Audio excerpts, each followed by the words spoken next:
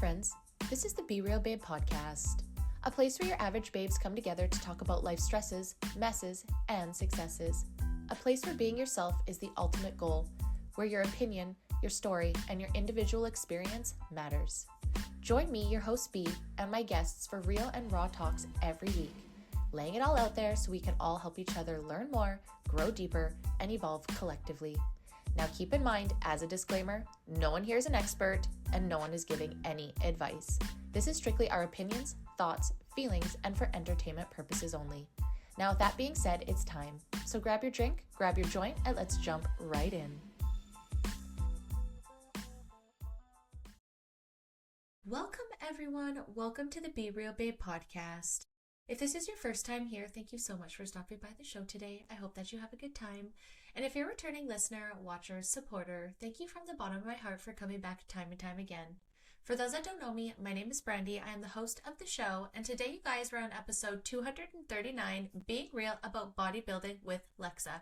You guys, I am so excited for this conversation. It has been a hot minute since we've dove into fitness. I am so excited for you guys to hear this talk. It's so real, so raw with someone that I look up to on social media. I absolutely love this girl's vibe, and I know you guys are going to love her too. But before we get to this episode, I just want to remind you, if you are listening on Spotify, Apple, or Rumble, don't forget to like, subscribe, turn on those notifications, leave some comments or reviews if you're feeling so kind. It helps me out. And if you're trying to find me on social media this year, you can find me on TikTok or Instagram at the Be Real Babe or the Be Real Babe podcast. And if you yourself would like your own episode, I do have a couple spots left for this season, kind of looking towards the end of 2025, beginning of 2026. But you can email me at theberealbabe@hotmail.com. All right, guys, let's jump into this amazing episode.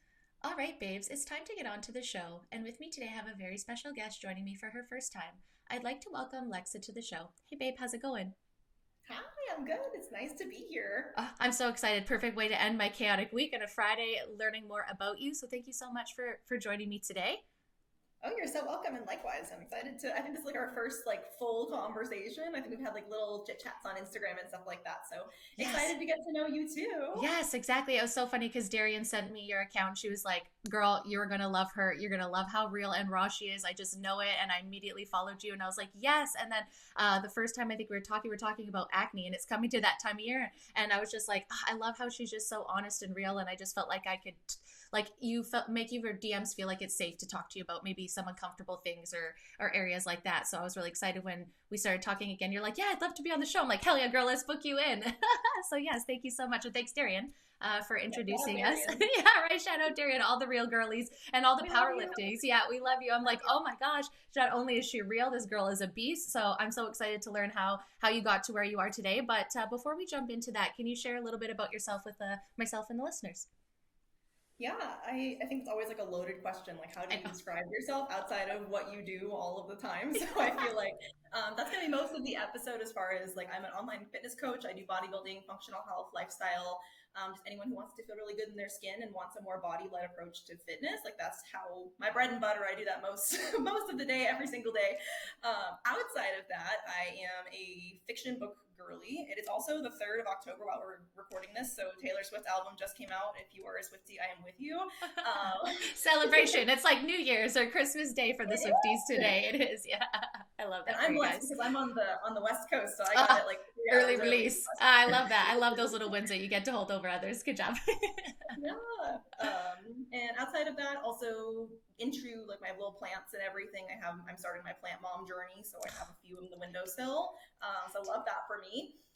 Outside of that, not really a whole lot. I feel like I just kind of go with the flow of things. I live a relatively simple life. I like my plants, I like my music, I like lifting and yoga and all the other fun stuff. Just wherever the wind takes me, I feel like. Oh, and that's such a way to be. Sometimes I'm super structured, and sometimes I'm I love life, and I'm just gonna let happen whatever comes up, the opportunities, and not really worry about where, having goals but not being so tied to it, having that loose flowing of whatever comes. And it seems like you're always doing such great things, and then even when you're not, or you feel like you're stuck, it seems like you're very honest with that too, which is one thing that I really love. You're like, yeah, I'm not having a good day. And I was like, yes, okay, thank you, because neither am I, girl, and I'm real struggling today, so thank you for that. So that's really awesome that you share all that with us. So let's get started from the beginning. So let's go baby Lex. Were you always as a kid, as a teenager, fitness? Because I was super awkward, so I didn't get into fitness till later in life. What about yourself? Yeah, absolutely not. Zero chance. Like, I wanted nothing to do with, I feel like in gym class and everything, it's so exposing because there is this like cliquey nature to kids. You know, like we're all figuring out our hierarchy. Like, we're trying to figure out the So social much drama. hierarchy. Yes. Yes. And I just wanted nobody to look at me, nobody to see me ever again. And then it's very funny. Flash forward, 20 years Yeah, later, right. I'm on podcasts and on stage in a tiny bikini and all of these different things. So We my glow up. We glow up. That's the point. we do. Yeah, little Lexa would be absolutely mortified today. But Love that. so no, definitely no sports, no interest in any part of that. I just wanted to kind of blend in and just not really be seen a whole lot. So anything sports related, especially where they're like looking at you and then they're judging you as far as like your performance, it's like you can only do how many crunches? Like you suck. Like no, I don't want that at all.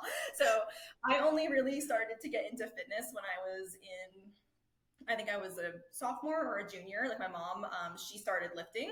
She was gonna do a bodybuilding competition, so she had this little setup in the basement, and I just like went downstairs and I had the worst split ever. All I did was hip thrust and bench press and bicep curls for like 2 years. I was like, great. That's such a mix of like an alpha male and like gym bikini girly, like chest, yeah, and then arms and then booty. Yeah, I it was like love we it. had this bench and like just the barbell. So I was like, Perfect. okay, what can I do? I can do a bench press. I can just curl You the gotta bar. start somewhere though. Like that, you gotta start somewhere, right? Yeah, I it love was that so it was much. great. I don't recommend it. No. I don't have that program. Maybe I can start selling that program. The back in the days one. I love that. And so sorry because I'm Canadian, so sophomore and that's in high school. Yeah. Okay, perfect. I'm like, hold on, we don't have that here, so that's awesome. So high school, that's yeah. I would say after, like I was more in my 20s, like oh, I'm getting engaged, I should probably work out kind of situation. So I love that when people are like, oh no, I started that in high school and all that, because like no, I was like, I don't even think I knew what water was. I don't, I think the same thing. Like, I think like I got out of PE. I was like, oh, I have a knee problem. I can't do PE. Like, I was one of those girls for sure. So I love hearing that, there's other ones that were more successful in high school. And that's very cool that your mom was into it too, because I feel like that's such a thing that I love seeing moms these days are getting into fitness more and showing their kids. And was that a big inspiration for you, obviously, as well? Is that fair to say? Yeah, for sure. She definitely got me into it. When she was gonna do a competition, she actually got like really sick and wasn't able to lift anymore. Not gonna go too much into Fair. that for her own personal Totally. privacy and everything, but basically, like I kind of continued it for us. Like I was the one who competed, and she wanted to be a coach and do the personal training and everything. And I was just like downstairs reading her little books when she was doing her certifications and everything. And after that, it was yeah, just something that I felt like, oh, I can actually do this. Like I can see that I can, instead of like at school where you just like kind of do your work and hope for the best. It's like whatever the teacher says, like that's the outcome that you have. It's like directly what you put in, you can get out of what you're doing. Yes. So that was really empowering for me. I really enjoyed that piece of it, especially starting out with someone who didn't really have and doesn't really have the best self-esteem in general. So And that's one way. It is, absolutely. And even, and not even just when you think the aesthetics of just taking care of yourself and feeling stronger. Like I started to do that because I was just like such a scrawny little girl, and people used to always like call me anorexic. And, obviously we all have body dysmorphia, right? And people would threaten my physical self. And I was just like, I didn't know how to handle that. So I just thought, well, what can I do to not do that? I was like, okay, get stronger, right? And then I got in a car accident. Went through like physical rehab and then started lifting. And then I found that passion to it, right? And then once you find it, you're just like, oh, wow, this makes me feel so good in so many different ways, right? Is that kind of when you started getting into it, you're like, wow, there's so many. I think for some of us, we just do it. And then all of a sudden we see multitude of benefits. Is that kind of for yourself as well? Yeah, I think I would actually say, like, looking back, it wasn't as much oh, I'm going to do this to take care of myself kind of thing. I think looking back more so, it was like, one, just something to do as someone who Fair. didn't really have a whole lot of Fair. hobbies and like didn't really fit in a whole lot of places Fair. with a lot of people. It was like, oh, I can do this. And it's like something that I can be with myself in a better way, which was really helpful. But the outcome that I was looking for wasn't really like, oh, I want to feel stronger and I want to feel better in my body. It's like, oh, if I change my body this way, then maybe people will like me differently, or maybe people will treat me differently, or I can get X outcome if I look a certain way. And I feel like it's an interesting piece because fitness can be both. Like fitness can absolutely be this really building up, empowering piece for people to take care of themselves for the first time in a way that they haven't. And it can also be like a really sneaky underlying way for people to continue to kind of like degrade themselves. Like that's also a really cool thing about like muscle growth and everything too. It's like you have to break down the muscle in order to rebuild it. It's just kind of which emphasis are you putting it on? Like, are you starting from the degradation portion, or are you looking for the growth at that time, if that makes sense? Good point. Yeah, absolutely. Absolutely. One thing too, I want to go back to that of being proud is like people can't really, like, you can't buy that strength and the time that you put into the gym, right? It's something that, there's a lot of things that people can buy and have shortcuts, but you really can't do that. I mean, okay, there's some ways that there's some tools that get people maybe to some goals faster, but for the most part, like, unless you're in the gym working, you can see the respect because you're like, I know, like, I've never competed because like with body dysmorphia and I'm good, like, like little me is still like, no way, girl. But I applaud you guys because I know how much work and dedication and sacrifice you do, and I respect it so much. I just, going into my 40s now, I think I'm good. I just got into wearing bikinis in Kelowna, but there's nothing. The work that you guys do, it does at the end for competing. It's like you can't take that work away from you guys, right? All those hard-earned days get you to where you are, no matter what you place, right? And that's just something that people cannot buy for the most part. Is that fair to say? Yeah, I definitely agree. And I hope that that's enough for most people, because I think that especially in the current industry of bodybuilding, like there is definitely this, I like to call it like the crabs in the bucket mentality. It's like everyone's kind of like crawling over themselves. Everyone wants to be the best. Everyone wants to be the prodigy. All of these cool things and get the recognition from the industry. And it's almost like it's very difficult for people to just be happy with what they put on stage because there is all of this external noise of like, oh, you shouldn't compete if you're not ready. You shouldn't do this if you're not looking like X, Y, and Z. Like they just make it such a limiting sport when it is like a constant evolution, a constant transformation of what you're doing for you against yourself. And I think that a lot of people, especially younger competitors and like myself, my past self, 100% can really get bogged down in those external voices, that it's not really about you versus you anymore. No matter how much you post about it on Instagram, it's like there's always that sneaky little thing in the back that's saying, maybe not.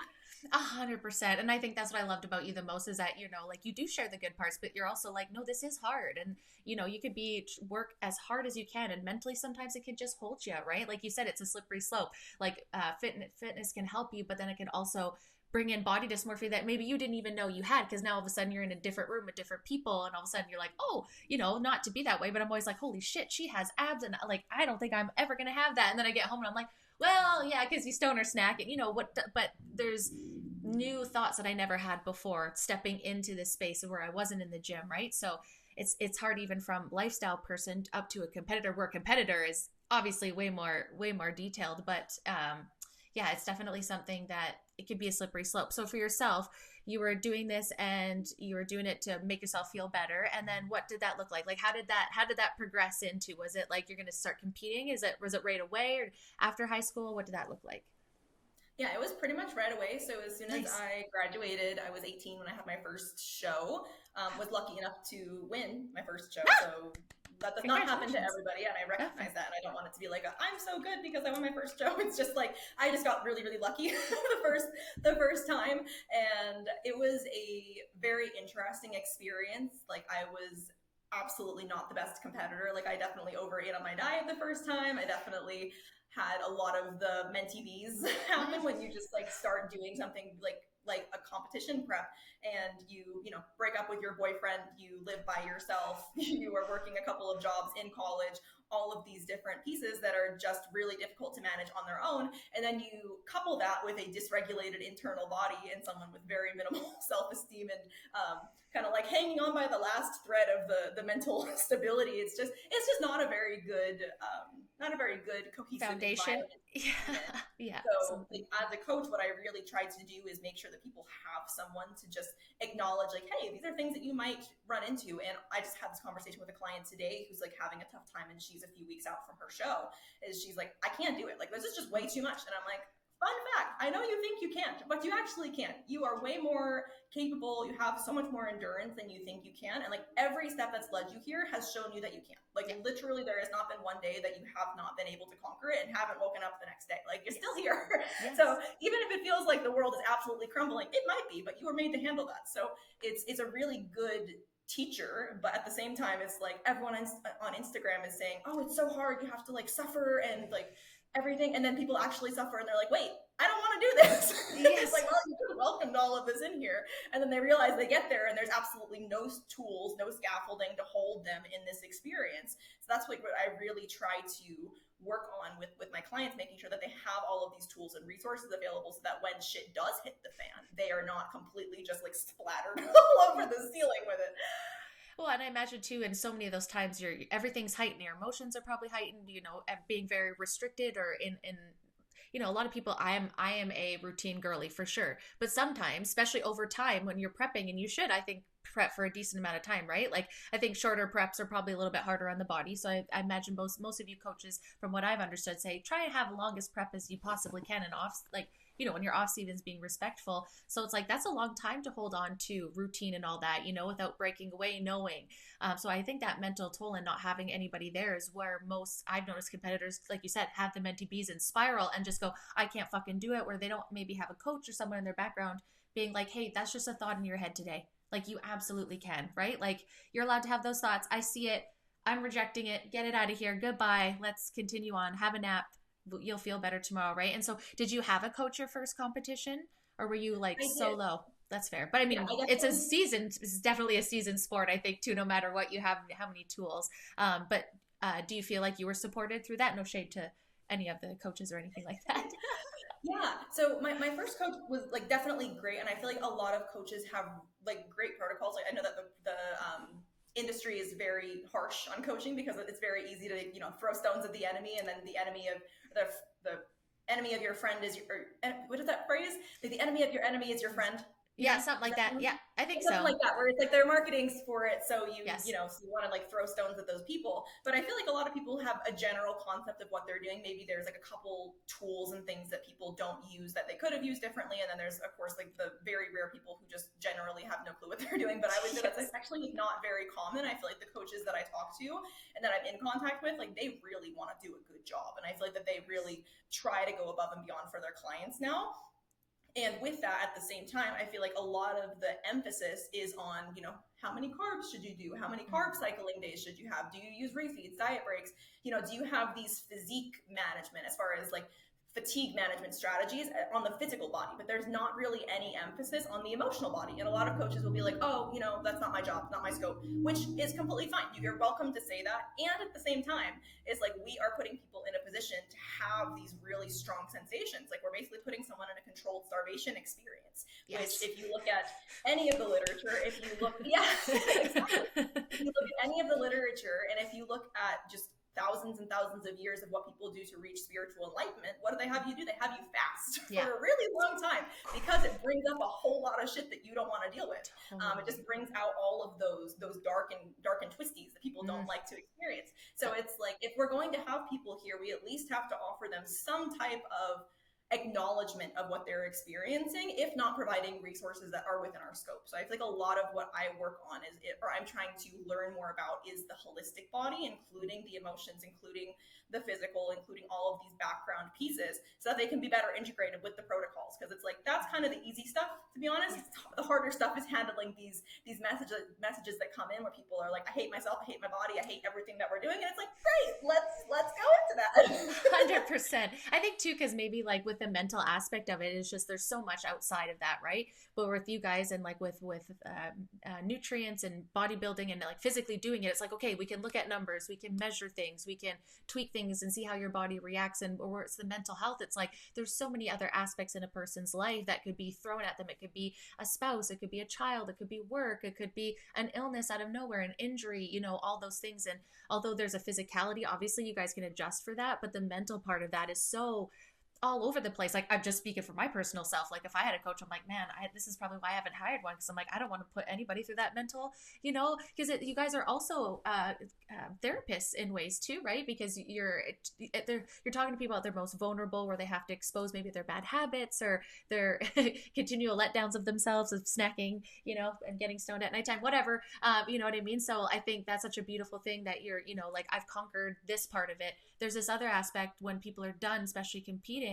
Where's their mental health at, right? Like what are we doing, and what are we doing up to that so people don't quit? So that's really beautiful that you were looking at all your experiences and then trying to fill that space in your coaching as well. So competing for your first time, was like fitness was your passion? Was that something you were going to school for and like going to be educated in as well? So it was kind of like all hand in hand. So you're like high school competing, I'm in this, and now I'm going to school for this, and it all kind of tied together. So you kind of had some more knowledge going into competing. Was that extremely helpful or more confusing? Yeah, I was at the very beginning of my fitness career, so it was just an associate's in exercise science, so it wasn't super in depth. And by the time I finished that, I realized that I had no idea what I was learning about, because it was basically all of the applied stuff with very minimal underlying foundations. That's why I went back to school for my bachelor's to get a human biology degree. So it had more of that organic chemistry, it had more of the base foundational sciences, so I could actually take everything that I applied and then kind of go down into the rabbit hole of like, why?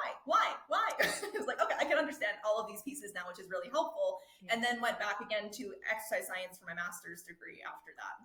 Wow, that's so awesome. Because it's like you said, it's like I have this detail, but I got to know the why. I was like, what's the pipeline in and out of how this works? And I think that probably helps you then understand people more on an individual level, which is really like I said, there's not as much. I feel like when online coaching first, there was people that were trying to do the copy and paste, try and sell everybody the same programs. And I think those got weeded out really quickly because, it makes a difference on how you coach as a person and your energy and vibe for sure, right? That's why I think everyone, I really love your vibe because you're just honest and real. Like, I feel like if you were my coach, I wouldn't like be afraid to be like, I messed up, because I feel like you'd be there to support me, right? And just like help me through it and be like, hey, it's okay, you can do that. So I think that's really just such a testament to yourself as a coach of wanting to get such a big understanding, scientifically, and then now with this other aspect. So did you start coaching right while you were in school, or did you wait till you were done all of that? Were you kind of doing it on the side? What did that look like, your starting of your coaching career? Yeah, it's actually really funny because I was coaching people just for free when I was in my associate's degree, and I have a history of trying to get my boyfriends into fitness, so I was trying their programs.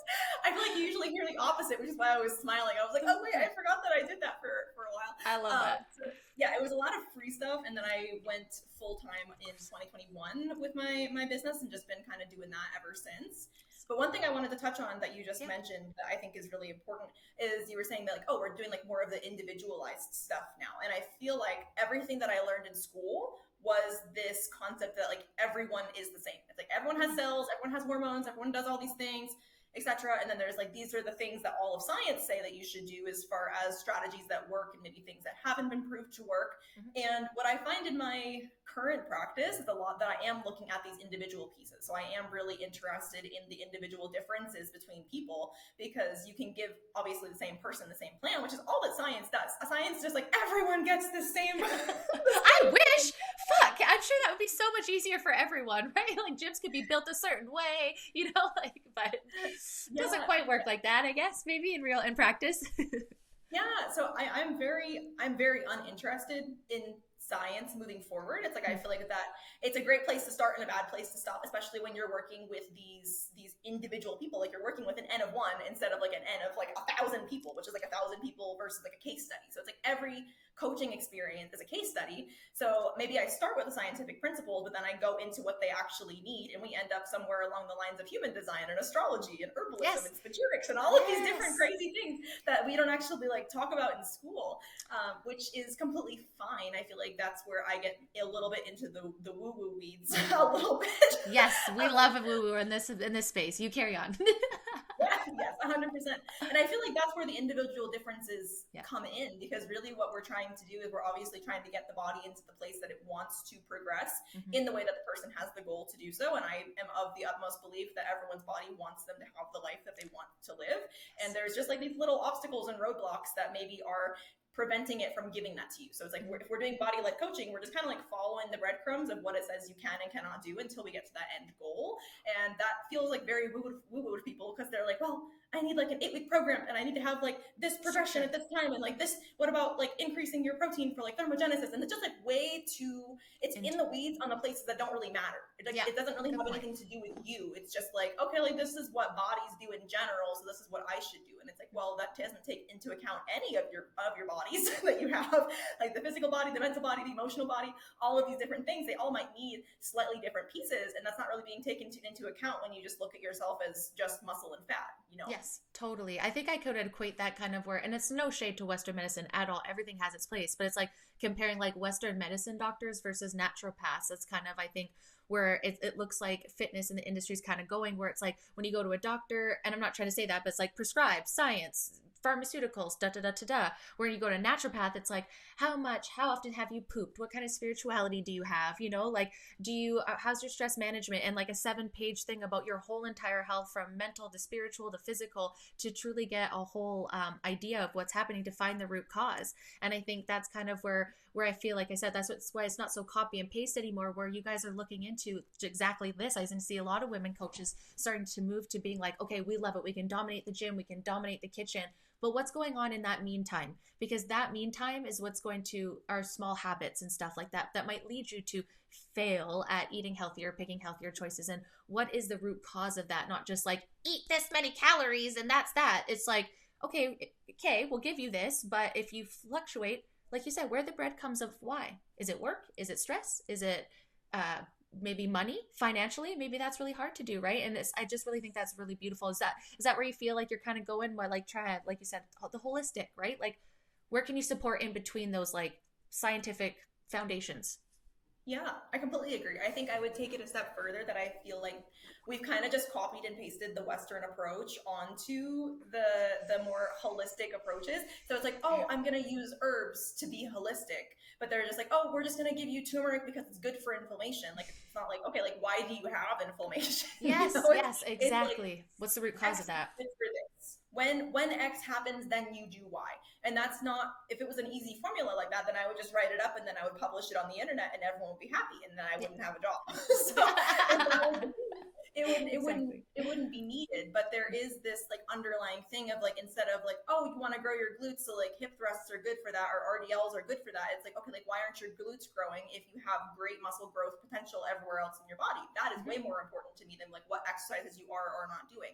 And then maybe it's a good place to start again. And then once we get into the coaching program, it's like we're actually going into your training videos, looking at the way that you're performing these things, getting the other feedback from your body. And I feel like, just like a little side note, Yes. this is kind of the thing that like my girls, they're probably like driven crazy by me because I just like want so much information about what they're feeling.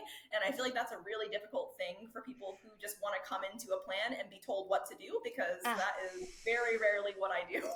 Yeah, no, I'm that's very very rarely fair. just like, okay, just do this.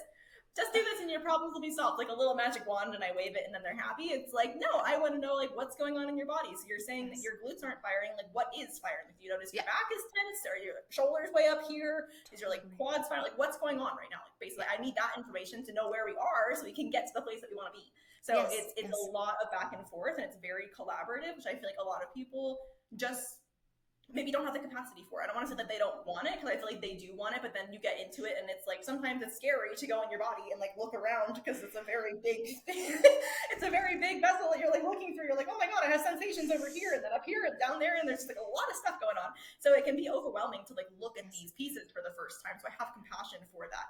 And at the same time, to be truly holistic, like this is the questions and this is the route that we need to go. So it needs to be this collaborative back and forth. Yes, you're almost like a detective. I think for me, it's just like, I don't know what it is. I don't know what's wrong with my brain when I'm like trying to explain somebody what I'm physically happening in my body. I'm like, I lose words. It's like, where do you feel it? I'm like, I don't know. And like, so but what I think with you is that you're not just gonna, like, you guide them through it. Like, okay, so when you're doing RDLs and okay, you're not feeling it in certain places, where are you feeling it? And you're giving suggestions so that there's cues for them to go back. And it's not just like a one time, one trick pony. It's like detective work and working together. That's why I feel like I said, it's more like a naturopathic approach where you're looking at all different angles so that you can then give the best suggestions, right? And that's what I think, that's where coaching for sure is taking that level now, especially with you guys having online platforms that you can reach so many other different people at your hand at any time, right? Before it was like, if before social media, I don't know, that was before, I think, obviously your time too, like you just hang out with people at the gym. Like I feel like you were limited, right? Is that fair to say? Online you can reach so many different people and help people, like even with just recordings and stuff, you don't have to be in person. Yeah, 100%. I think it's definitely a double-edged sword with the social media True. because you can have access to so many people, which is great. And at the same time, the social media app wants to like funnel you into things that it thinks you're going to like. So it can become this nice little echo chamber of like only hearing people have good experiences or have this experience or this type of mentality. So it's this like group think thing that you like mold it into. And then at some point you're like, when did I sign up for this? I don't remember like reading that fine print or how did we get here? Like you look Yes. around and you're like, Yes. wait, what How are did they my talking about? algorithm bring me here? What happened? Yeah, yeah. So I think it's definitely obviously with everything, and there's like double-edged pieces to all of Totally. that. But I think that especially with the current culture of social media being what it is, it definitely can get there, which is why I just like to break all of the social media rules. 100%. 100%. I try not to. Like sometimes I'm like, oh, could I be that? I think just being yourself and being authentic. And I think that's where cool people like yourself, like that's how you come to be and meet others like that are just trying. It's not about being perfect. It's not about always getting it right. I don't know everything, but I'm willing to learn and I'm willing to get in there and get in the messy with you and let's figure it out, right? Like, because every new client that you're going to have is going to have something different, right? That's why I just don't think copy and paste models work as well, because everyone that's coming to you is going to be at a different time in their fitness journey, in their mental health journey, in their spiritual journey. Like, heck, girl, if you would have asked me 5, 6 years ago if I would have been talking about God and having a Bible, I would have laughed at you. And here I am today. You know what I mean? So it's just like everyone has their different journeys going through different parts of their lives. And I think as coaches, yes, you're there for the physical part. Yes, you're there for the fitness, but there's this wellness component. So when you first started, was that very important to you, or were, not to say you were just copy and paste, but like you said in school that wasn't really a part of your training into that? Was that something that you learned on the outside of schooling and then started incorporating into your coaching?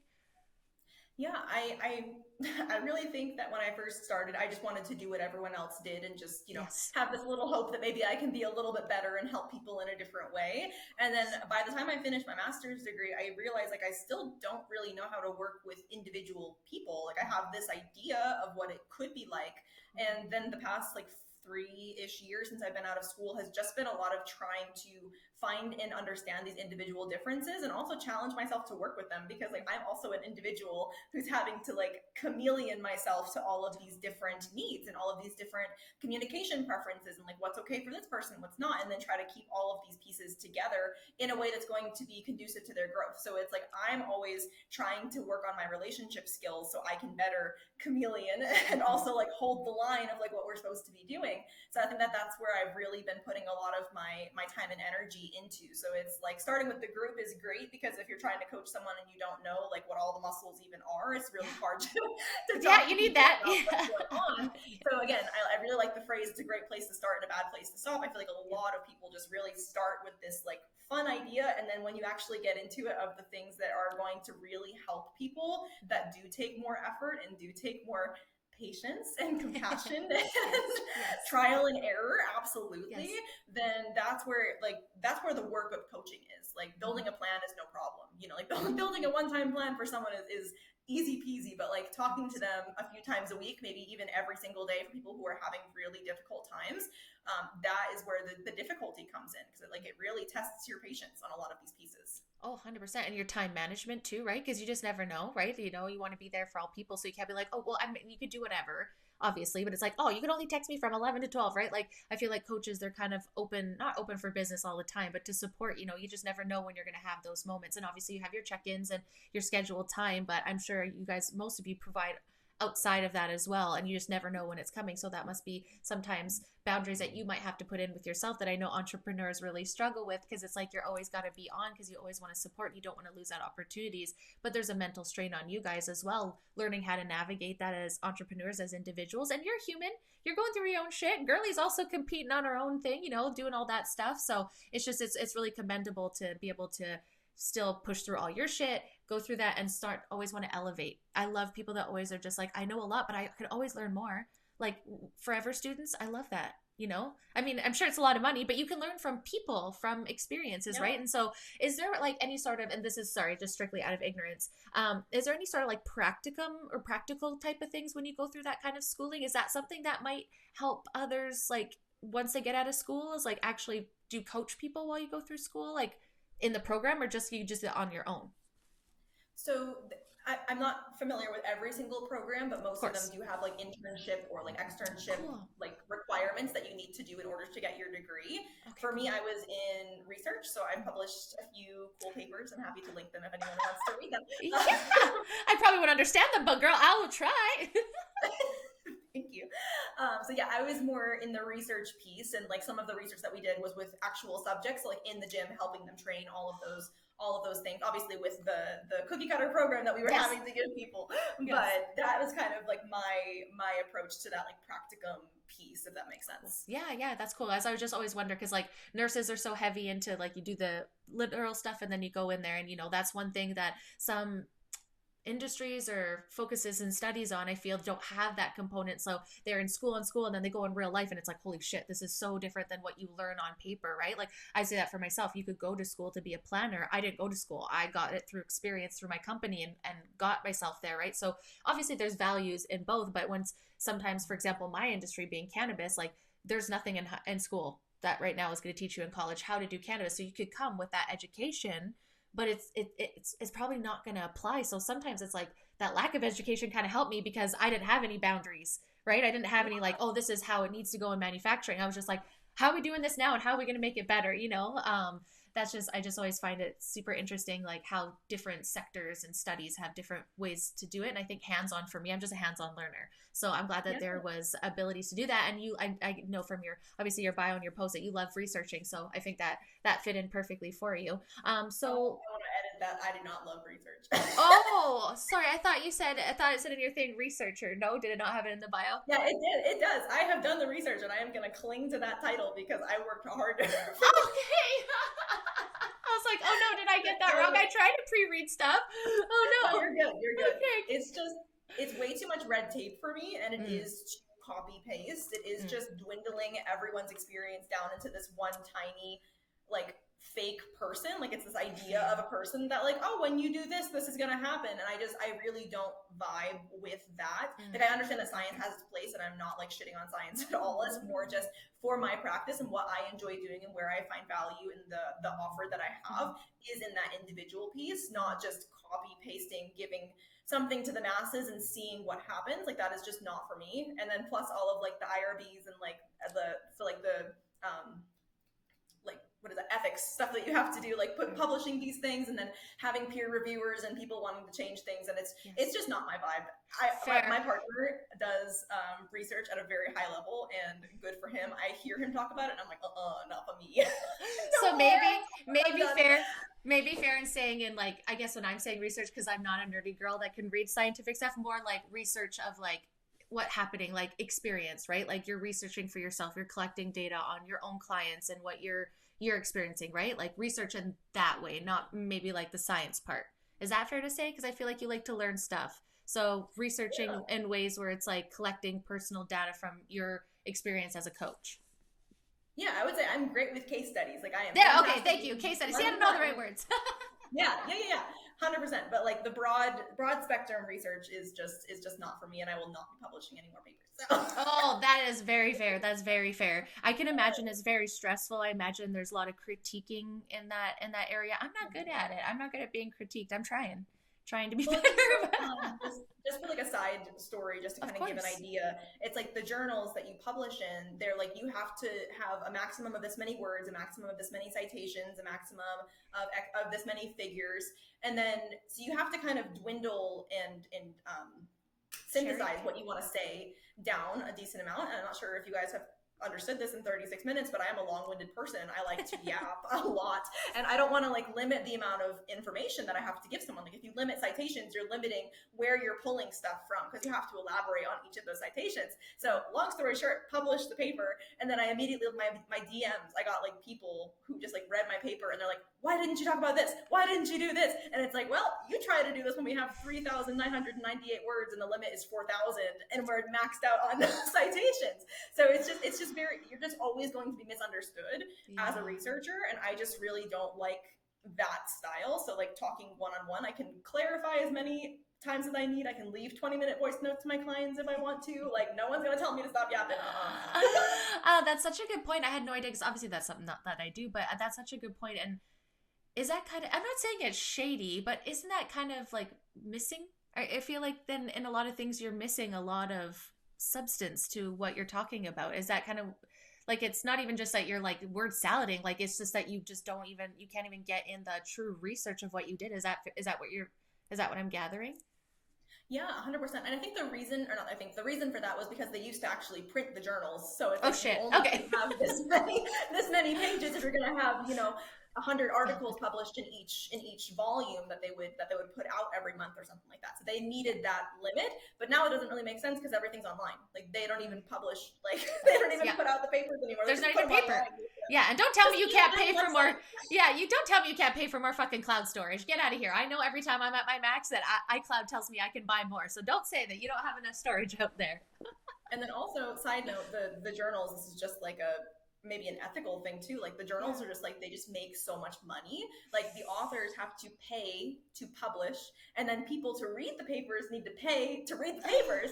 So it's like, where is this money going from for you guys? And they also don't pay the reviewers. So like if you get asked to review a paper, you do not get compensated for that. And that could be like a whole day's worth of work to go through the citations, to do all of these extra going through the paper, to leave comments and reviews and etc. So it's like they're not really compensating the people doing the work for the research. It's just like the journals just make the money for just having the platform, which I just also don't vibe with. So again, we know how much cloud storage costs. Like, what is happening here? No, that's very valid. And just thank you for saying that, because another side, I talk about Botox injuries sometimes, and a lot of people say like, oh, that doesn't happen because there's no papers on it, and sometimes, or there's no studies on it. And this is kind of like to my point here, where it's like, well, okay, when it comes to stuff like this, unless you're really into that topic, are you going to spend all that time reviewing these papers unless you know somebody? You know what I mean? Like, who are these blessed people going to review these papers? Is it just like friends of friends or people in the industry? Like, how do you get that viewed? Or like, do you have to have it viewed to be able to publish stuff? Yes. Well, then what happens? Like, if someone's not into it, like, not trying to be that, like, what if you have this like super nerdy like niche that you're in and nobody wants to read about that, but you want to get it out? Maybe there's a handful of people. How do you even get that out there? Just so many people just not even publishing stuff then and all their work? Yeah, a lot of research sits there for forever. Like one of the papers that got published either this year or last, I don't remember what month it was, but that one sat around for like 3 years until it was published. And the same thing with my partner. He's, again, like a very high level researcher. He researches meditation, consciousness, and psychedelics. So he's a freaking powerhouse of all of those things. But, well, sign him up next for the show. He's going to come on here and be real about your studies. He would love that. He would love to be a Be Real Babe. Oh, yes. I'll send you guys merch. I love it. Done. Incredible. But anyway, so he's very niche with those things, and there's not a whole lot of people who can actually like review his papers. So for him, he lists out like 20 different options. They only really ask you for like 3 people. He has to find like 20 different people, and then if the journal comes back and they're like, we couldn't find anybody, then they just don't accept the paper. So you have to kind of try again somewhere else and hope that someone will review it for you. So it's a really difficult process. Like I commend people who can do the research, because I thought I wanted to do it, and then I did it, and then I was like, no. I feel that. I went into like law, my first like just to do like, it's like secretary or whatever, a legal secretary. I was like, I'll start with this, and it's like the first semester. I'm like, you know what?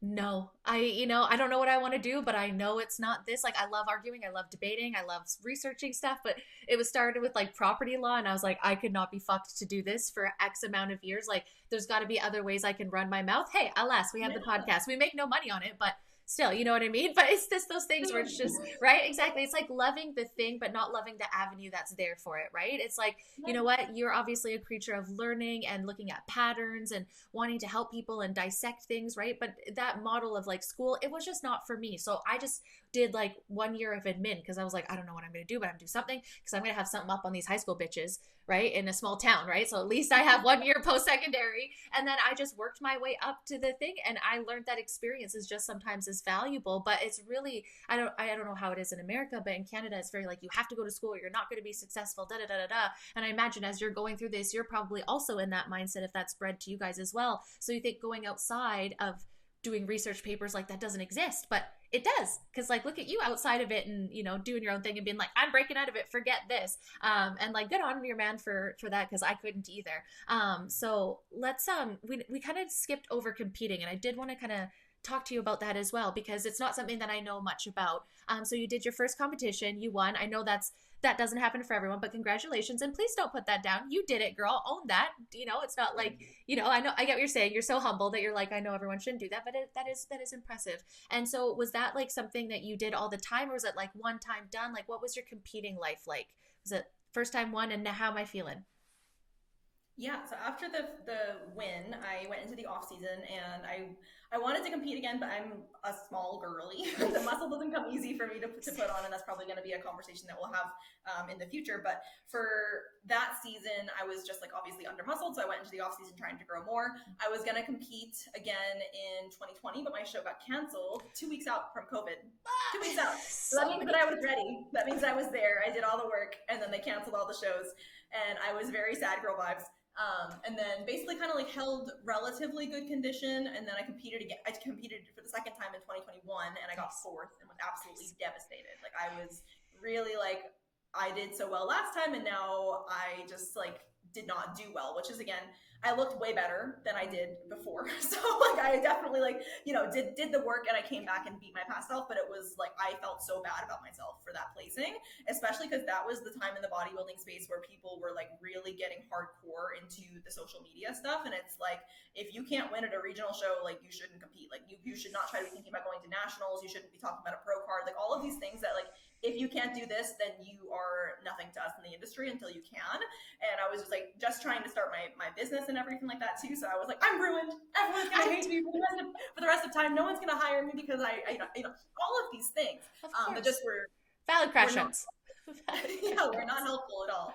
No. So 2021, and then I didn't compete again until this year.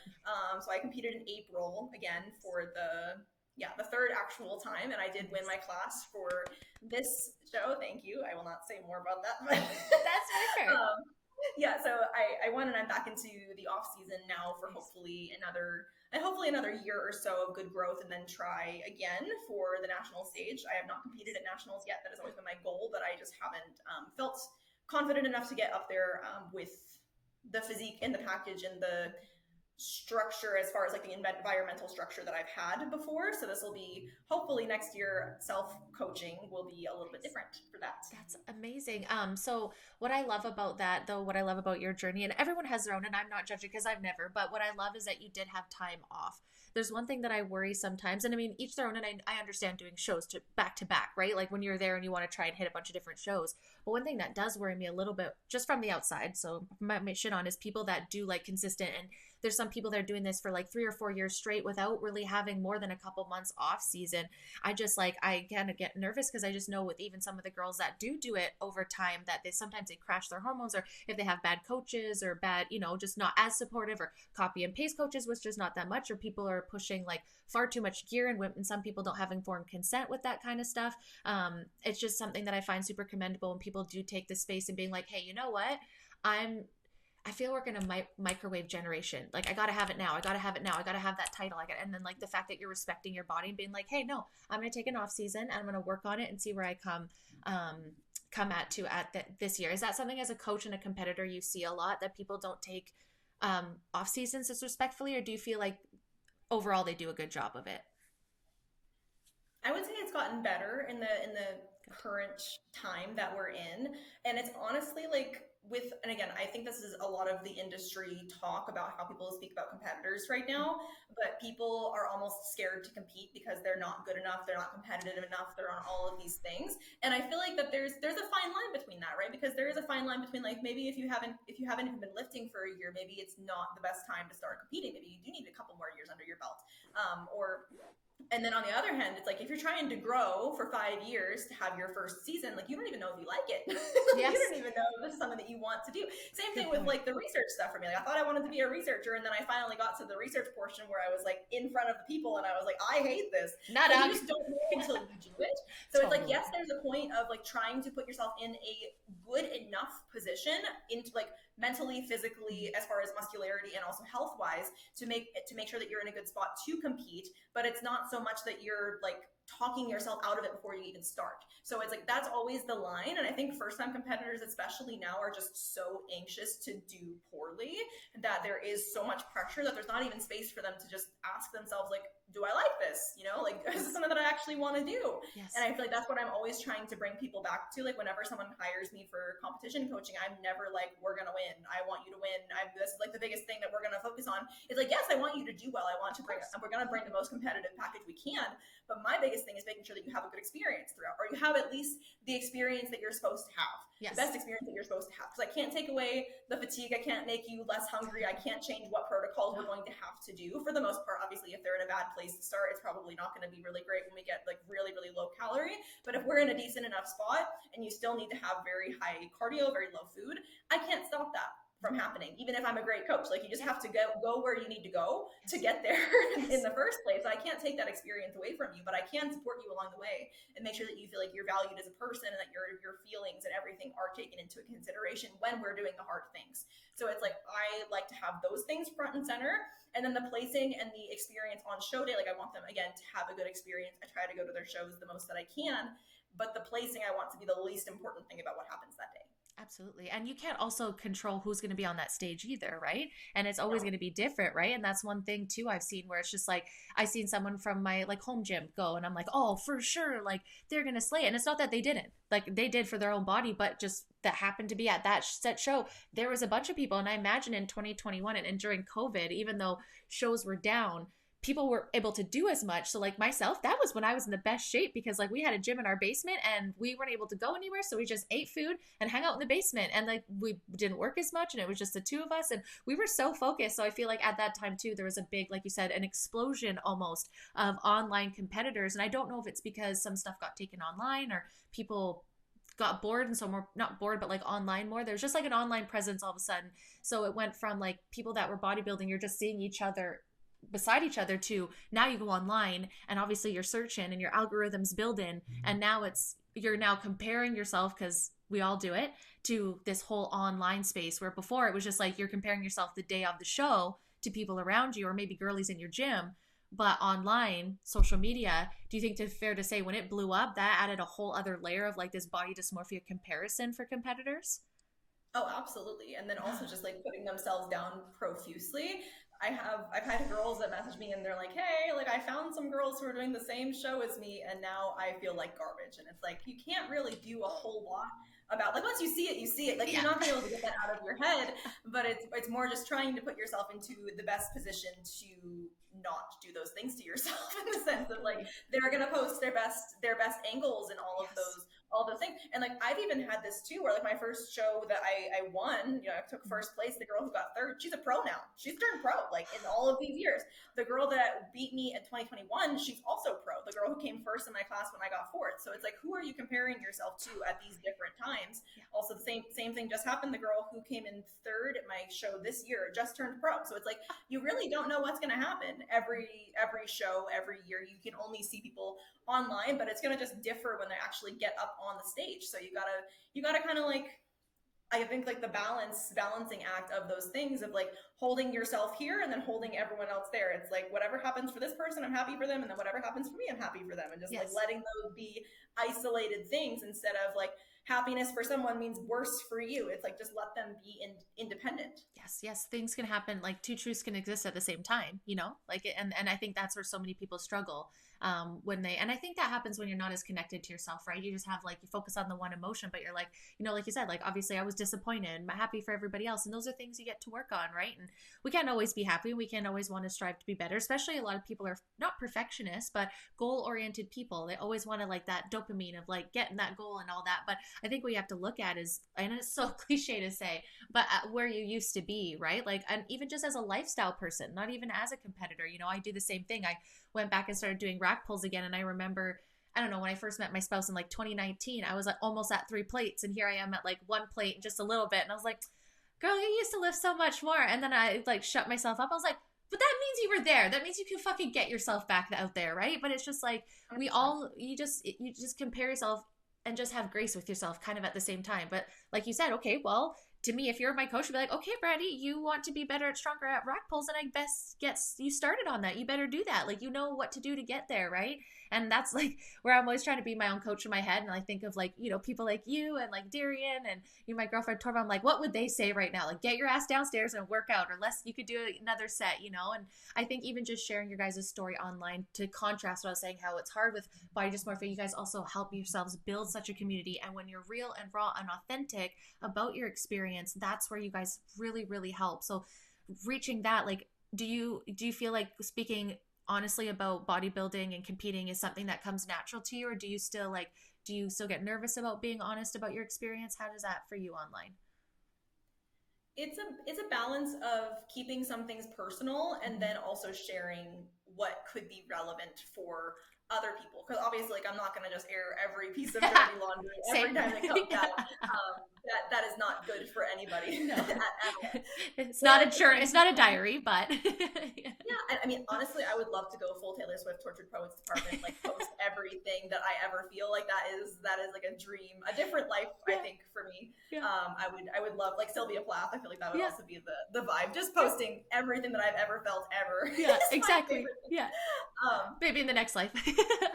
In the next life, for sure. So it's a balance between doing it I think it's a professionalism thing as well, because I do obviously have like a personal Instagram account, and at the same time it is still my business account, and I recognize that there are some people who view me as some type of an authority, not in a like I'm like this kind of way, but in a way that they look to me for some type of, not energy, but like they just look to me for something independent. If they're my clients, whatever else. So there is like a certain level that I do hold myself to on those pieces. And also, like, with that, I am still a human who has feelings, and I like to show people kind of how I move through them. So I think one of the boundaries that I haven't really like vocalized myself is that I won't really post about something while I am like in the midst of it. It's like I will post about it after and be like, these are the strategies that I use, like these are the things that happened, this is how I like handled it, and this is where I am now. Those kinds of pieces, I try to share more of that, like, this is what I'm gonna do about it, instead of like, hey guys, everything sucks. It's sometimes it's fun and you do that with your closest friends, but it's to your point, right? You want to be coming with, like, I always think, like, what am I adding to the social media realm? Is it useful? Is it intentional? Or am I just coming to, like, maybe in the stories, right? There's different etiquettes to what you post in the stories, but am I adding value? Am I, or is this a moment that I could just leave in the drafts and sit and think for a minute? Sometimes I'll do that with a comment and I'll like write back, and then I'll just like exit for a minute. Do I need to be doing this? Am I being intentional? Like, what am I doing? But at the same time, like, I have a podcast I talk about so much, but there's things that they're private. They're no one's business. And I think it's important to have those boundaries for yourself, because, there's some things that it's just, I don't know if you feel this, but I feel like because most of my life has now had social media and all that, I kind of like to keep certain things just private. Like, take the pictures and keep it to yourself. Like, take the damn pictures still, right? But you don't have to post them on social media. I was like, well, no, don't take the pictures. I'm like, Mom, I'm not going to post them on social media. Just let me take the pictures. But I think what helps build you and the people you want in your community is by having those chunks of realness, right? So that people don't feel alone.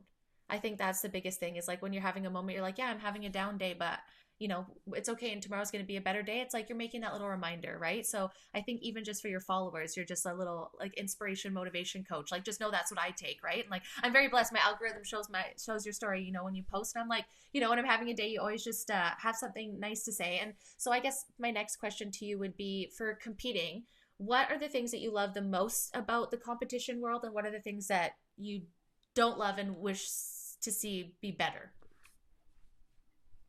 Yeah, I think just circling back to what I said about like how competing shows up for me, in the way that it is a place that you can just get exactly what you put out, what you put in. Like that's a very nice, easy equation. I'm not sure if you notice I'm a Libra. So it's very nicely balanced. It's like exact change. We love it for me. So it's very great to see that there is always power to create change. And if I'm not happy with something, then there is something that I can do, even if it feels like maybe I can't. There is something I can always do to improve my situation, to improve something that I want, or even just like not even improve, just like want to have a goal. Like, I want to try growing plants. Like, I'm going to do that. Like, that's my new thing. So I really like that input output equation piece, especially as someone who, again, didn't have the best self-esteem. So like showing yourself over and over again that like, hey, you actually did get stronger in this past week. You could not lift that weight a few years ago, and now you can. Like, that's really, really cool. So it's this tangible proof that you're capable of more than the little mean voice in your head tells you that you are. She's And the I think worst sometimes. she really can be such a bitch. We Such don't a like it. bitch. And you can't even get in there and fight with her, like Yeah. sometimes I mentally picture it, I'm not gonna lie. Like yeah, no, for sure. So that's, I think, the thing that I love the most about it is it's just this constant proof that nothing lasts, that everything is changing, and you are not in complete control, but you have control. You have a say in what goes on. So I think that's been very empowering for me.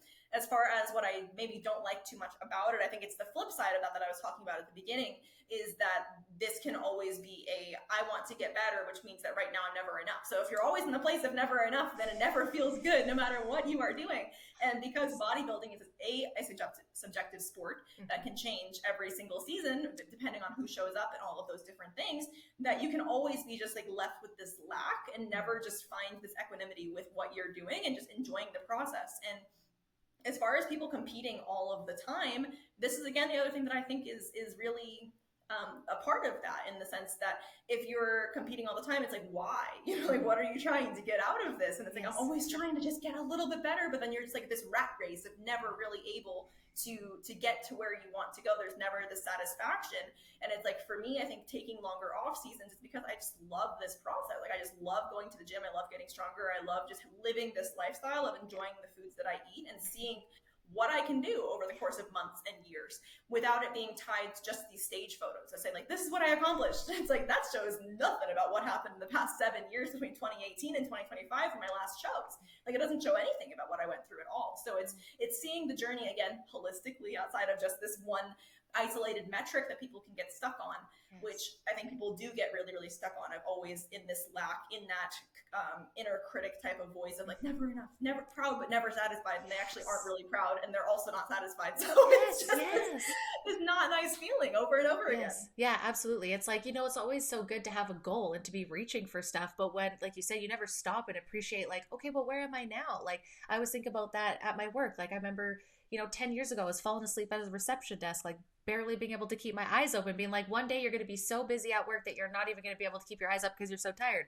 And in those moments I was like, remember when you're a receptionist and you were dreaming for this, right? And so it's like always good to look back and have grace with yourself and appreciation and gratitude. And to your point, like, stop the rat race for a second. And if you are in it, like, really ask yourself, why? Are you trying to avoid something in your life? Are you addicted? I think one thing for myself is that I'm an addictive person. So I go from like doing drugs to partying into fitness, where fitness was like an addiction and not a positive, because then I was doing things and putting myself at risk by like not eating properly, working out, overtraining, not even caring about mental health, drinking over caffeinated times 1,000, and so to your point, it's like it can have a slippery slope, and people I think can get addicted to that high of that stage photo. And I'm not going to lie, me and Darian actually talked about this in our body dysmorphia episode, the influx of comments that you get when you're stage lead and you're competing and you're in those final preps and doing all that, to when you're in your off season, the comments that come in too, where some people get addicted to that or really struggle with their body dysmorphia because of being in that competition. So I just wish sometimes, like, you have to have your own personal accountability. You can't pussyfoot over everyone, but I wish some people wouldn't, say that, like, oh, you're clearly on an off season. It's just like, let's just not, like, why don't you, like, why is those comments or being like, oh, I bet you're getting so strong during your off season or something like that, right? Like changing the flips of the comments. Is that fair thing to say too, is like that you notice an influx when you're competing? Do you notice that there's a lot more like in that kind of content versus the like everyday, and people could get addicted to that?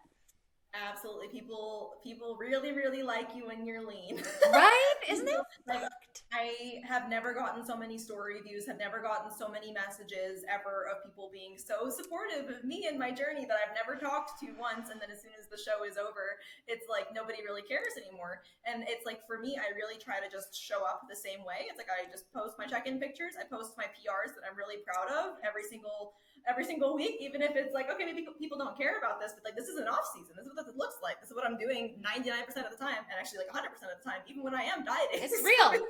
Weird. So the difference is that I feel better in my body now, even if I am a little bit chunkier, which is as I'm supposed to be. As we're supposed to be. Like, what? Yeah. Right? Like, it just... So Yeah, I think you Yeah, I really commented try on to your show. story one time about that too, and I was like, that's a similar to you and Darian, where you're just like, hey guys, like I noticed this difference, and I think it was just your last show that you had made a comment that you noticed a difference, and in the comments and the feedback, and I was like, oh, that's something that Darian said too, and I think not yourselves, but I think people can get really addicted to that dopamine hit, and maybe that's a reason of constantly posting it more too, right, and being involved, because if you don't have competitions, how do you have anything to post, right?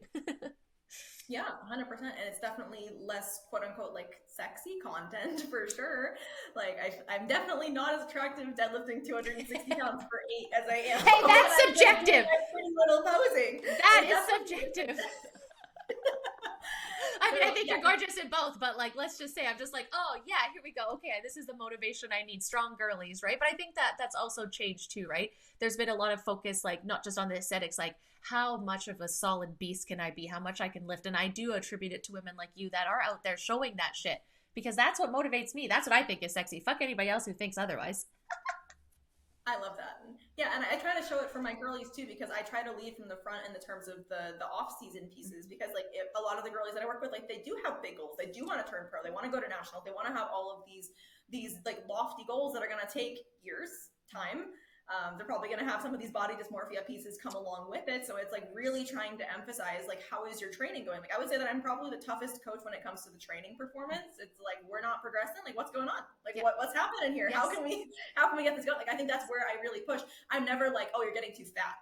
That's never been a conversation that I have ever had with a client. It's Thank like, hey, why are goodness. you getting so fat? It's like, no, it's like, why aren't we progressing on this movement? What's going on? Like, is there a mental block? Like, what's going like I just go down that rabbit hole. It's like, what can you do? Less about what you look like. Like, yes, the Yes. what you look like is important, but what you do is going to influence what you look like. So I'm gonna start at the root, like we talked about earlier, and then Yes. go from there instead of the other way around. So it's like trying to show that that's where I'm making the changes. It's not like, oh, my scale weight went up, so I'm gonna cut my food. It's like, oh, my scale weight went up, but also my lifts all improved this week, and I'm more hungry, so I'm gonna feed myself some more.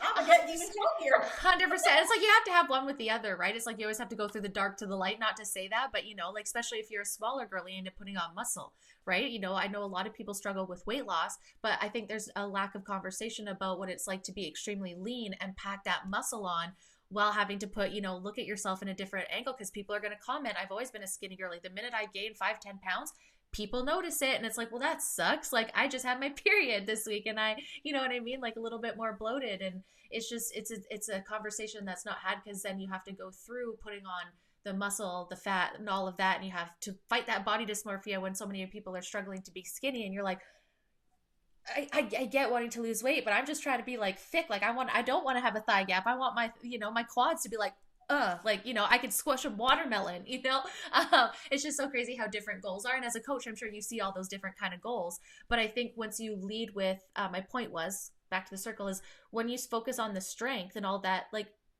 once you get the eating into, like the body will follow. Is that not fair to say? Like once you get that dialed in, like that's such a good foundation to have, like the movements, how to do them, how to progress in them, because that's what's gonna get your body to where you need it to be. If you're just whipping through reps and you're not being intentional, you're not thinking, you're not doing the right things, like you're gonna stunt your growth, I think, a little bit. Is that fair to say?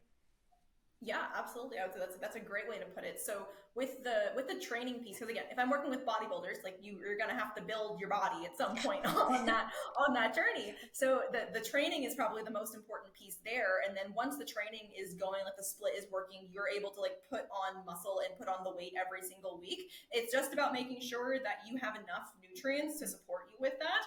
And then also the mind doesn't get in the way with the body dysmorphia things like, oh, this isn't happening fast enough or X, Y, and Z. And then it's also making sure that you don't get injured, that you have enough recovery capacity.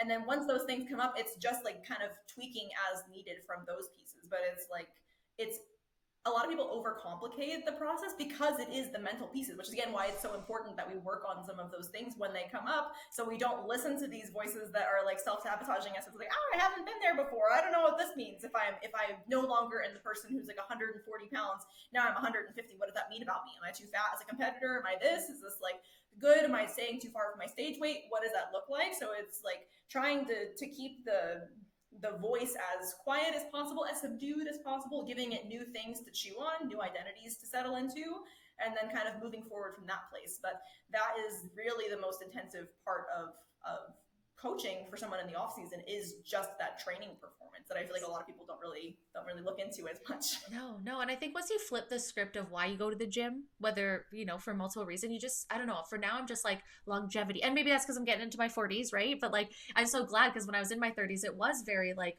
what do I look like aesthetically? And that's where the focus was. And now I'm just like, I want to be able to fist fight a bear. I'm just kidding, not really, but you know what I mean? Like, and I'm so glad that that's where things are turning as well. I feel like in the industry, there is a lot of women that are like, and I'm not shading bikini models or anything if that's what you want to look like, all to power to you. But what I love is like, we know we want to be strong because that muscle is going to carry us through life. It's going to help us carry all the groceries and our kids and our grandkids. And, it's just, it does make you feel better. Like I joined boxing this year and did some boxing to this year. Like having those strengths, having those skills, they do make you feel more confident, right? Of course, they can bring some more body dysmorphia and questions, but I feel like just taking care of yourself makes you feel good. Is that what you've noticed? Like even if people are failing, it's just that the fact that they're taking care of themselves is motivating and confident building enough.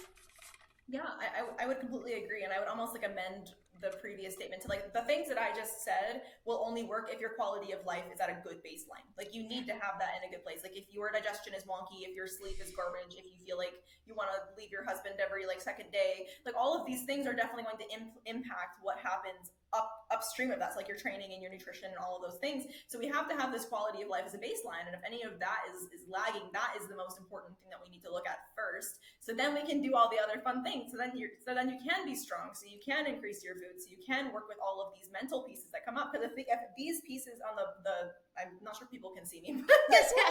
Like foundation.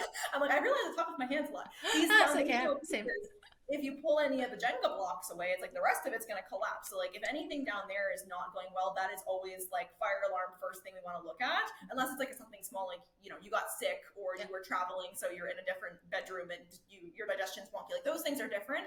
But if it's like a consistent thing, that's where you want to put most of your energy into, so you can get to the more fun stuff. And I feel like people don't like that answer whenever they come in and they have some of the hormonal pieces or their quality of life isn't great, because they just want to be at the end result. They don't want to actually like go into the boring parts of like fixing digestion and working on all these other things. Like it's way less interesting and seems adjacent to the goal instead of like actually going towards the goal. But that is like the body led thing. This is the first thing that you need to do, the first breadcrumb to follow in order to get to where you want to go. So yeah, absolutely. And just most of us are having shit. Like nobody's perfect, right? Like we've all got bad habits or bad things that we do at nighttime and then we snack. Like we all have our things. And I think that's what I love about coaches is that it does feel overwhelming sometimes because we do overcomplicate it, right? So when you have a coach, it's like you can then break those. What are your roadblocks? Where is that? Okay, this is where nutrition is. What is it for you? Is it that you're a mom or do you need to meal prep? Okay, maybe you don't like prep food. Maybe you like fresh food. Okay, so how can we look at that, right? And that's what I love about like coaches. Like as much as I don't have one, but I do when I've had them. That's what I like about it because it's like you're like bumper pads, like to help where my thoughts are going. You know what I mean? Like, and so let's go into coaching again a little bit more on the positives and the negatives. What are your favorite things about coaching, and what are the things that in the industry you hope to see progress and get better in the coaching space? So like coaching as an industry or like my girls? Yeah. Well, just like, yeah. So like you coaching like in the industry, like what do you love about coaching? And then what, like, even if, yeah, your girls and then just the coaching industry, what would you hope to see? Like, cause I know, like you said, people get hated on for like coaching and all that kind of stuff. How can we change that like hate towards everyone in the community, if that makes sense? It's been a long day. Yeah. So what I love about the coaching community, I think especially lately, is the emphasis on education and also the case studies. Like I feel like the one thing about marketing, which is kind of again a double-edged sword, is that people will post like the case studies of their clients and the different ways that these things present. So it's like, oh, this client has Hashimoto's or whatever else, and we were able to help them with X, Y, and Z. Like that's really empowering to see like all of the different things that people are able to overcome. I really love that type of community. And at the same time, like kind of like putting people up on the chopping block and being like, this is the results, and then letting people like again like a little stage, like judge them for what they look like, how much progress they made, and like, is it enough to get me more clients? Like using your clients in that way, so it's not really, is everything that you're doing serving the clients, or are you expecting your clients to serve you as a coach to like get you more clients? Like where is that line? I feel like that's a tricky one. So yeah, I think that the education portion and the sharing more of the individual differences I really appreciate in the industry. as far as my girls, like I just love my girls. Like I love talking to them. I feel like I am very lucky to attract a very like similar but also diverse group of people. Like I feel like people who want to work with me, they are more of this holistic approach to things. So I'm able to use more of my tools at my disposal, which is great. And also it means that we have some sticky situations come up, and that can be really difficult to manage, like holding all of these different people and all of their different struggles. Like I know that I'm definitely not the only person that does this. Like, you know, therapists do this all the time, doctors do this all the time. Like I am definitely not the, not the only person that has to deal with, not deal with, but has to interact with other people's pain on a daily basis. But it does get very, very heavy, especially when you grow to care for these people, is very, very much so. And at the same time, it's like I care about you as a human being, and we're also not on the same level that like we're just friends. Like I do have some type of power over them in a certain way, and I need to respect that at all points. So it's not like I really try not to with my girls. Like if it's their check-in day or something, I'm having a bad day, I really try not to let that show in them. Like with the check-ins, like we'll never just like be like, hey girl, like I'm having a really bad day, so like I'm not going to answer your check-in today. Like no, that's never happened. Not once will that happen. I might like be like, hey, like I'm a little sick today, my voice is not as great as it is as it normally is, so it's gonna be a little bit shorter. Like I might make those adjustments to like support my actual boundaries, but just like looking at like, okay, how can I make sure that I'm there for them at all times that they need me in the capacity that they have expected, that they expect me to be at, basically.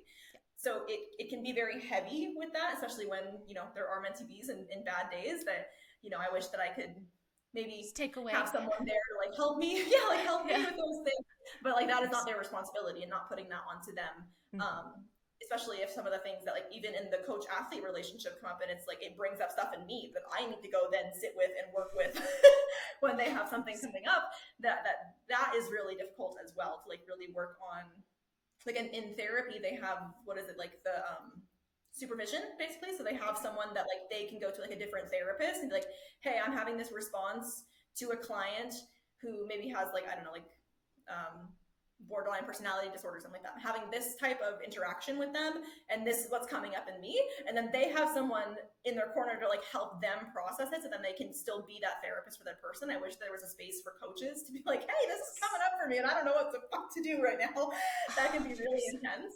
Yes. Especially if you're an empath, right? And you probably really absorb all that. Especially like you said, you build a client. And it's not like I don't care about what strangers are going through. That's not what I'm meaning. But when it's someone that you've built such a relationship, they care, they trust you, you trust them, you have this relationship. It is really hard sometimes. And even with myself, like this is a really positive episode. I'm really blessed. But some of them have been like, people have been really wronged and hurt. And I've had to do a lot of work to just like dispel that and not take it on personally. And I think that's what, like I said, you guys are like therapists. So there absolutely should be a space or, a discount on your kind of therapist to go dump that, where it's like, you're not going to try and tell this person's secrets. Obviously it's not like you want to be like, oh, I got some tea on blah, blah, blah, but some shit's heavy and you care about these people. Like, where do you get to go to mentally, not cleanse, but for lack of a better word, like bring yourself back mentally into a balanced state? Because I can imagine empathetically you could probably worry about your clients quite a bit like they're your children, not to like infantilize them, but is that fair? Is that kind of summing that up? Yeah, I mean, the first thing that I do, like I know everyone with their morning routines are like, you shouldn't look at your phone and you need to do all these things. First thing I do is make sure my girls are okay. First thing in the morning, look at my WhatsApp, make sure that nothing has exploded while I was sleeping. And then if anything exploded, then I handle it before I've even gotten out of bed for the day. And then I'll go do my other stuff. So it's like I wake up and they are the first thing that I think about. It's like, okay, like, is everything good in this front? And then if it's yes, then I can go about my day. If not, then I don't get out of bed until it's like taken care of, basically. So that's kind of like where I'm at with those pieces. And maybe that's just not good, but that's like that I feel better doing that. Like I feel like I can start my day once I know that everyone that I'm responsible for is in a good spot for that day. And I have my Saturdays where no one's allowed to talk to me. And I don't do that on Saturdays, but every other day I do that for. I think if it's good for you and it feels good, then I think that's the answer, right? That's one thing I love too, is just like, I know it's so nice to be able to do these certain things, like not get up but if that makes you feel good, like I try to do that too. I'm like, oh, okay, I'll get up and I won't go on my phone. But like my spouse is gone for 2 weeks out of the month, right? We don't get to see each other. So when I get up, texting him is the first thing I want to do, or see what he's doing, right? So I used to get so mad at myself, be like, don't get up and grab your screen right away. But I'm like, but that's the connection I have to my spouse and it feels good, so forget it. So it's like, I know how you said that, you did that trend where it's like things I unfortunately like, and I giggled when you said grab my phone right away. I was like, girl, me too. Thank you for validating that for me. But it just shows like that it's a positive for you because you obviously know that your purpose in life is to help serve other people, and motivate them, inspire them, and be that support and that therapist for, because maybe some of these girlies can't afford it. And sometimes you just need that girlfriend and your cheerleader in your corner. And, like, I bet you they feel so good knowing that you'll be there, even if it is whatever time you get up in the morning. So, like, if it feels good, keep doing it. Forget what other people say. That's what I was trying to get to with that. I'm sure they appreciate it. And if you're in the comments, please chime in. I'm sure no one's been like, please, Lexa, don't like love me less. Yeah, for sure. I love that. And so, this has been an amazing conversation. I would kind of squirreled and gone all over the place. But I just feel like people would get a lot of value by coming to your page and, just listening to the good and the bad, your messaging. It's just really authentic, really real. And first and foremost, where can we find you on social media? We didn't do that at the beginning, I think. Yeah, I just have the one. It's just Alexa Ruxdella, my name on Instagram. Super easy. Perfect. I love that. I love that. Is there anything that we missed today? Like maybe some advice? So if you were to give any advice to new competitors, or people that are maybe just having a rough time with competing, what kind of advice would you have for them to tell them to keep going? Or if they need to put up the heels? Heels, yeah. Yeah, okay. It's like, does everyone wear heels? I think most people wear heels, not the boys, but most girls wear heels, right? Yeah. Yes. Yeah, no heels for the guys. Damn it. I'm waiting for that division. Let's fight for that next time. Just kidding. So as far as people who want to compete, I don't like the what's your why question. I feel like everyone's like, you have to have a really strong why or else it's not going to work. But I feel like it's like, if you're drawn to competing, there's probably something in it for you that you might want to go down that path and see for yourself, like why it's talking to you or like what is pushing you in that direction. But I think asking yourself, like, what would make me satisfied with this experience would be the first thing that I would want people to ask. Because if it's, I'm only going to be satisfied with a first place trophy, like, you're probably not going to feel very great. Like, it's a slim chance. Like, even if you're great, like, you just don't know who's going to show up. So, like, that's your baseline. Then you're probably not going to be happy with the whole experience. I might try to find something else that's going to be your benchmark for that. Other thing is also going to be boundaries. So not in the way of like, oh, I'm not going to talk to people after like 6 p.m. or like, I'm going to make sure that I have this time set aside. It's like boundaries with yourself about how you're going to go about the prep for yourself throughout this experience. So like one of the boundaries that I'm really big on with my girls is like, I will only judge my body or talk negatively about myself when I have eaten a meal in the past 2 hours, when I got a full night of sleep the past night, when I had a really good training session today, when I'm in perfect health, and when nothing else has gone bad in my life today. If those 5 things have been met, then go ahead, critique yourself all you want. Like, I don't care. But if any of those things, or if on your cycle, another one there. Yeah. So if you have any of those 6 things, you do not get to talk shit about yourself. I'm sorry, babe. There's different times. Handle those things first. Get not sick. Have a good training session. Go to sleep. Yes. Get a meal in. Wait for your cycle to pass. And then see if you still want to do that. So like different boundaries like that so you can work with yourself in a better way is going to probably be more supportive than any, like social media garbage posts that you're going to read where it's just like, oh, proud but never satisfied. Be the hardest worker. Don't let your emotions show. Like, good luck. Try. Good luck. Let me know how it goes. Fire me afterwards when that doesn't work. Yeah. I feel like that's the advice that I would give to first-time competitors is really setting those boundaries and asking what would actually satisfy you for your first experience and seeing if that's actually in your control or not. Mm-hmm. For people who want to coach, then I would, again, ask, like, what is the interest in coaching? Like, what would you like to get out of this experience that would make it worthwhile for you? Because if you just want to learn more about fitness and education, then that's a very different goal than if you want to actually work with people and have people tell you that they hate their body and they hate their life every single day. That's a very, very different experience. So just seeing what you're looking for out of this path and then kind of going from there. I would really recommend the path that I went down, not necessarily like needing the full college experience, but more like starting very broad about like learning the basic things about how bodies function and then kind of funneling yourself down to the individual differences. Because kind of go back up is a little bit more difficult. So I would say like trying to start big and then go a little bit lower into those individual differences and just be flexible. Like be really comfortable saying like, I don't know, what do you think? Like, what's your intuition telling you about what you should be doing here? And then use that to co-collaborate with your clients to help them get better results. So I think that would be kind of my 2 little ending pieces. I love that. I love that. And I think too, for a lot of people, it's like asking yourself, like, I know not the why, but like, what is your intention with this, right? What do you want to get out of it? And that'll help direct who you line with. If you want to be a certain kind of coaching, I always think too, reach out to people that you look up to and ask them for advice of how they got to where they are, right? So that's why I always love having people on the show to share their experience. Because like, if someone wants to compete or coaching, then they can reach out to you and be like, hey, Lexa, I really loved your, episode. and I'm going to review it on Spotify and Apple. Just kidding. And and I want to know a little bit more about, like, how do you like this? And I just think that people are too afraid to ask the questions or reach out to people that they look up to. And I always just do it. Like, the worst they're going to say is no. Like, then what, and most people like yourself, they want to share their passions. They want people to, it's not about like, oh, there's so many. It's like every different coach is going to bring something different, right? And I think because you guys get to share those pieces of you online, it's easier to find clients that align with you a little bit more, that want to be doing the things, right? Like, not saying that you wouldn't coach people that, maybe have certain aesthetic look or whatever, but it's nicer too, because to surround yourself with people that are in the same thing. I like I said, I hate when I'm at home and I'm just like, oh, I don't really want to go downstairs and work out. And then all of a sudden I'll say you or Darian or Torva, like deadlifting over 200 pounds. I'm like, girl, you could go downstairs for 30 minutes. Like, instead it's not like I have guilt shame to being like, oh my God, I'm not skinny and I don't have abs. I need to go downstairs and punish myself with a workout. Like, I'm so glad that conversation has changed. And I really appreciate individuals like you that, are focusing, like you said, body-led coaching. Let's do what's best for your body. The rest will follow. And let's work on your mental health. Let's work on your environment. Let's make sure that you're a whole human. You're not just the workout and the nutrition plan, right? And I just really appreciate that about you. But I could keep going on and on. I keep appreciating, like, girl, stop fangirling. But anyways, Lexa, this has been so fun. Thank you so much for being here today. I really appreciate you being here. And guys, thank you so much for listening and tuning in. Don't forget to like, subscribe, turn on notifications, all those things I'm supposed to tell you. But until next time, guys, bye. Bye.